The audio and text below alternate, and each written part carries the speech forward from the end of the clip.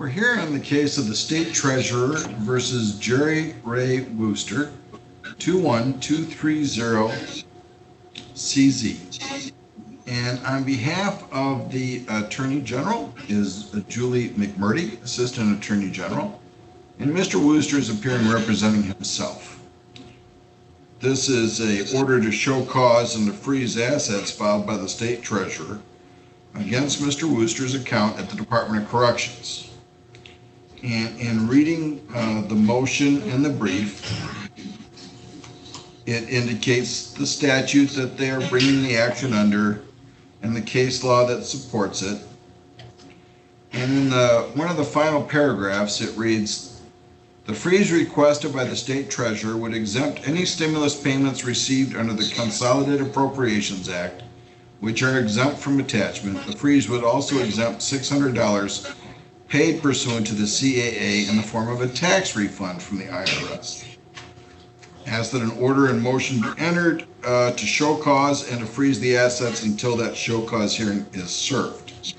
And Mr. Wooster appears today having filed his answer, indicating that he had absolutely no money in his account, or very little money in his account, except for the he attached it. It shows that the $1,800 that he received in March was due to the stimulus received from the U.S. Department of the Treasury.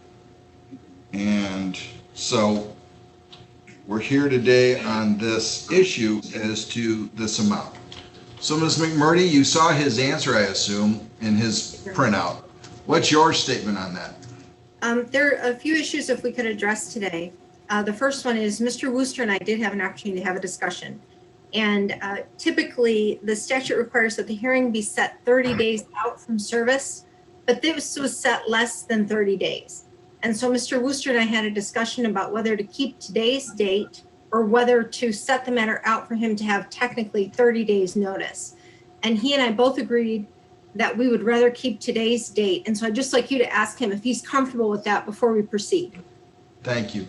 Mr. Wooster, are you comfortable with that? Yes. Okay, we can proceed then. Very good. And so we also had a discussion about the types of money that are recoverable under the State Correctional Facility Reimbursement Act, called SCAFRA. And we went through to discuss whether he had dependents. I know that I've had a hearing with Your Honor before where the issue of dependents has come up, and it impacts how the hearing then proceeds.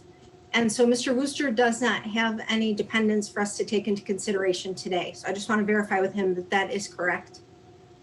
Yes. Okay. So really what we were looking at then was the stimulus money. And as Your Honor indicated, there are 3 different federal stimulus packages: the CARES Act, the Consolidated Appropriations Act, and then the American Rescue Plan. And so under the first act, people received up to $1,200. Under the second, they received up to $600, or I think it was pretty much a flat rate of $600. And under the third, it was $1,400. And then there were protections placed on each of the stimulus funds, depending on what you received and how. So the $600 received under the Consolidated Appropriations Act, the CAA, is exempt from recovery by anyone. That is not attachable to pay past bills.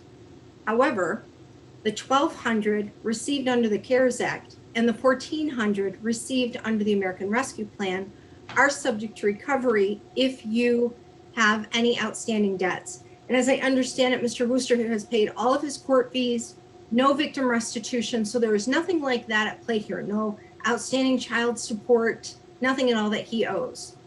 So in looking at this, we only had a brief opportunity to discuss it, but it was that if we could look at just those sums, not looking at any of the other money in his account, if we went with strictly 90%, it brings us at like 1,080 and 1,260. But if we round that down and we went with the state receiving 1,000 of the CARES Act and 1,200 of the American Rescue Plan, that would allow the state to recover 2,200 of the stimulus funds that were provided to Mr. Wooster through the economic stimulus, and allowing Mr. Wooster to keep the 600 of the consolidated appropriations and 200 from the CARES and the American Rescue Plan, thereby meaning 2,200 to the state, 1,000 to Mr. Wooster, and that would be the resolution that we would suggest. And then the freeze could be lifted from his account. All right, Mr. Wooster, do you want to talk to Ms. McMurdy in a breakout room about all this rather than do it on the air and then come back to me after you've had a discussion with her? Well, like she said, we did talk the other day.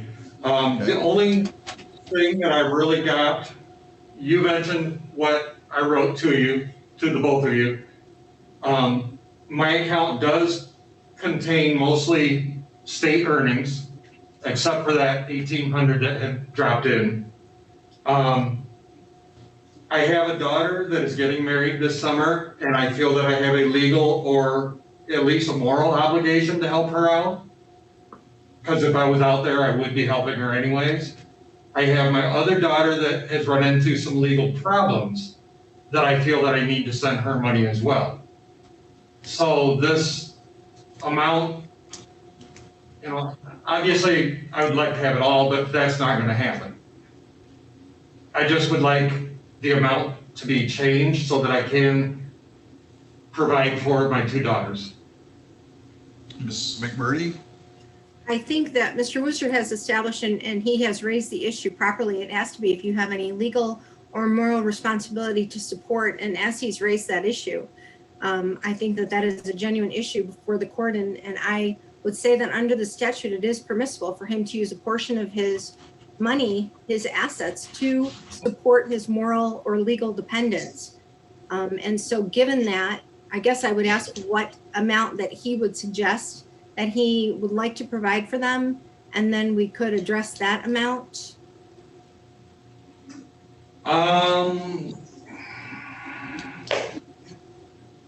Well, with my daughter getting married. Hold on one second. At this point, I'm going to go off the air. Off record. We don't need to talk about your personal finances and where the money's going to go on YouTube. So we'll stay on the record, but I'm going to go off the air.